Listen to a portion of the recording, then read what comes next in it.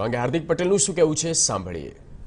જો કે છેલ્લા 2 વર્ષથી લગાતાર તમારી ઉપર અત્યાચાર થાય છે તો અત્યાચાર ચૂંટણીના ટાઈમે ભૂલી કેમ જાવ છો? આ અત્યાચારને યાદ રાખીને તમે તમારો અધિકાર માગો, એના માટે મજબૂત બનો। જે વાત છે ઓકે વંડન ગલે છે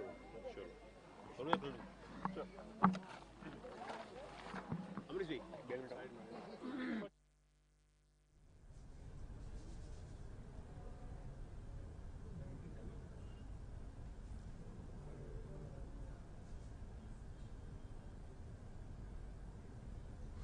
તો ભાવનગરના તળાજામાં જ્યારે ખેડૂતો સાથે અત્યાચાર થયો અને અત્યાચાર બાદ હવે હાર્દિક પટેલ પણ તળાજાની મુલાકાતે પહોંચ્યા।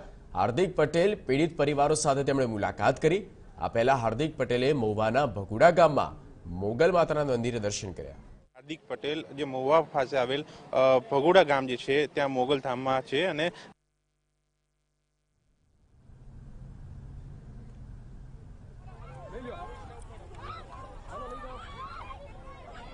ભાવનગરના તળાજામાં જે પ્રકારે ખેડૂતો ઉપર અને તેના સ્થાનિકો પર અમાનુષીભર્યું વર્તન કરવામાં આવ્યું હતું અને ગેરવર્તન કરવામાં આવ્યું હતું, ત્યારે હાર્દિક પટેલે હુંકાર કર્યો હતો કે તેઓની વચ્ચે જશે અને આજે હાર્દિક પટેલ ભાવનગરના તળાજા ખાતે ત્યાં પહોંચ્યા અને તમામ જે પીડિત પરિવારો છે તેઓની મુલાકાત લીધી, તેમની સંવેદના વ્યક્ત કરી, સાથે રાજ્ય સરકાર પર તેમણે બાયો ચઢાવી હતી અને રાજ્ય સરકારની જે પ્રકારની નીતિ રીતિ છે તેની પર પણ તેમણે કટાક્ષ કર્યો અને સાથે આક્રોશ ઠાલવ્યો હતો। ભાવનગરમાં જ્યાં માઇનિંગનો વિરોધ થઈ રહ્યો છે અને માઇનિંગના વિરોધને લઈને છેલ્લા ઘણા વર્ષોથી તમામ ખેડૂતોની માંગ છે કે માઇનિંગ ન કરવામાં આવે।